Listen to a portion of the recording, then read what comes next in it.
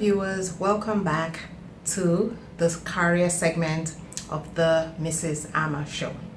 I'm glad you're able to join me again, and it promises to be very engaging and informative as usual. The topic of today's episode is regarding the employee annual performance evaluation, as well as how to earn 100% of your bonus payout at the end of the year. So the topic really is, are you on track to earn your discretionary bonus 100%?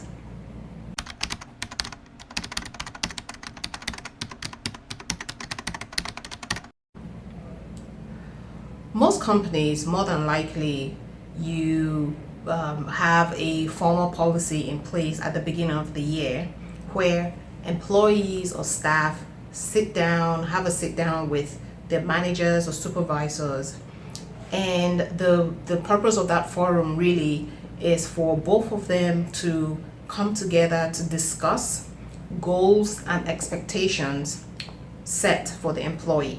So the manager and the employee come together to discuss the manager's goals and expectations for the employee. It also gives the employee the opportunity to discuss with the manager what he or she is thinking and aspiring to, so his or her aspirations in that company, and how they can weave the achievement of those aspirations into the set goals and expectations for the year for the employee.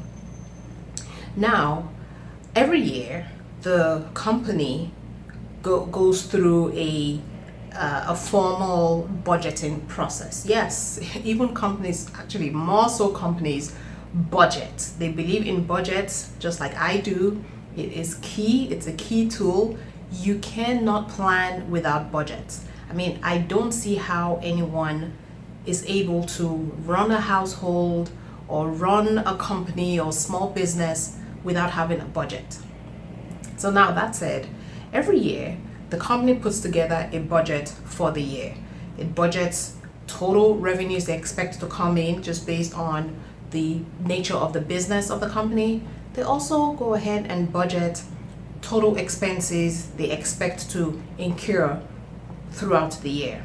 And for each employee, there's usually a payment scheme where each employee earns both a base salary as well as a discretionary bonus at the end of the year. Now, bonuses are discretionary in nature because the amount of the payout of such bonus to each employee is based upon two likely factors. The first factor is based on the performance of the company as a whole for the year. And then the other factor is based on each employee's individual performance against set goals and expectations at the beginning of the year.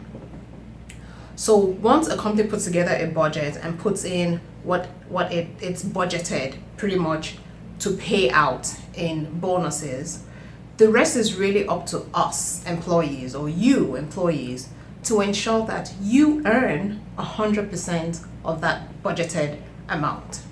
It is possible to earn less, again, based on your performance, but I always advocate doing your very best to make sure you exceed your goals, you exceed the goals and expectations set at the beginning of the year, and you earn 100% of your bonuses. This is July. In short, we're in the middle of July now. So now is a good time to have a sit down with your manager for what I call an informal review process.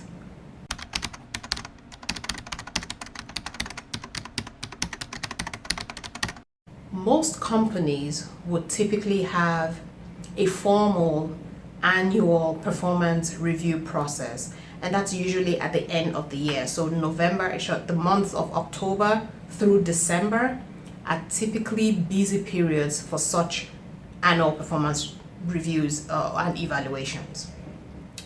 I am a strong advocate of taking stock at the middle of the year. So once the year has gone past midway, so it's usually like June or July, I strongly believe in having a sit down with your manager or your supervisor for just an informal session on, or meeting or discussion on just how you, the employee, are tracking so far on your goals and the expectations set at the beginning of the year. It's a very good opportunity to have that one-on-one with your manager to just assess, are there behaviors or traits that are less than ideal that you need to ditch right now? Or are there behaviors and traits that are encouraged and you need to continue to emulate? Where are some of the areas you're falling behind, and how can you step up, or how can the manager help you step up, or what types of resources are you lacking, or what types of resources do you need to become very effective? So having that informal session is crucial in every employee manager relationship. It not only helps you, the employee, know, where to start to fine tune behaviors, or start to step up, or if you're tracking nicely, it's like keep it up. It also gives your manager the opportunity to give you just an informal, nothing written down, nothing's going to HR, just an informal one-on-one, where he or she can just really be candid with you, mid-year.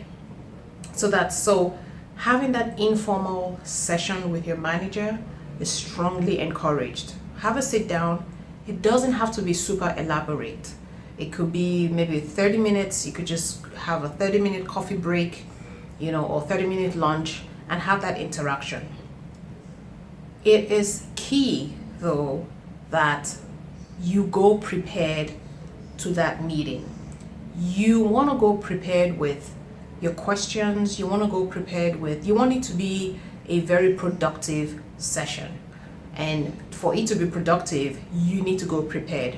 You don't have to spend 2 days trying to, prepare for this meeting. Just the basics. Okay, so what do you want to get out of it? Clearly, you want to know how you're tracking so far. So now is also a good time to maybe list out key issues that you're running into on some of your assignments and discuss that with your manager one-on-one. Or if you're having disagreements, or maybe there's a member of the team you really don't get along with for whatever reason, now is also a time to discuss that with your manager. The key really is, at the end of that meeting, you want to go away with smart goals or smart tips that you can apply for the second half of the year to ensure that at the end of the year, you earn 100% of your bonus payout. Another tip and advice that I will have is seek out ways to boost efficiency.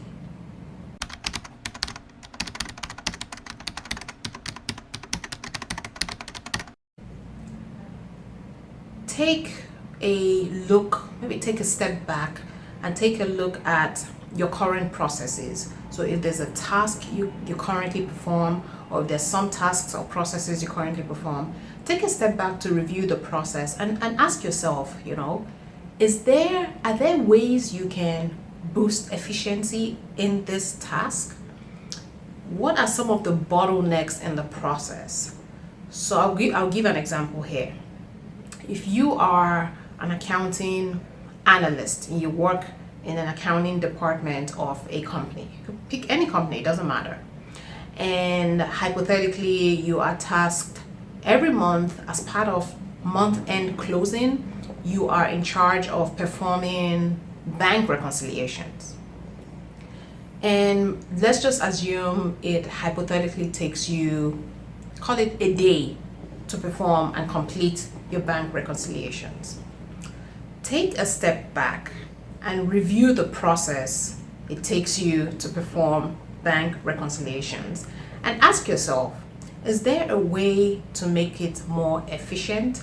Can you shave off, instead of it taking a whole day, 8 hours to complete, can you make the process a little more efficient to where it takes you you save 20% of the time, so it takes you 6 hours instead of 8 hours. What exactly is causing it or causing you to spend 8 hours preparing bank reconciliations? Now, it could be that you do not have access to the bank statements and you have to get the bank statements from another person who then takes time to retrieve the statements from the online portal or just whatever it is.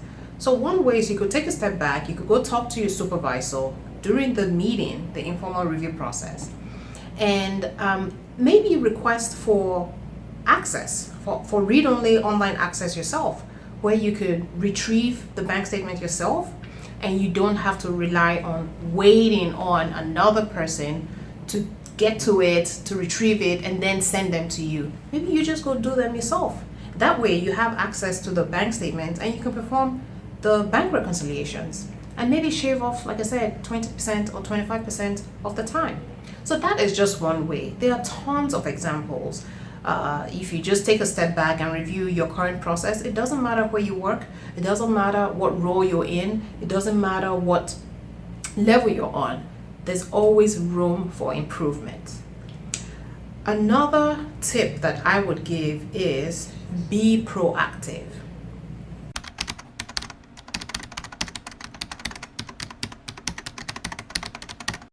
And what do I mean by being proactive?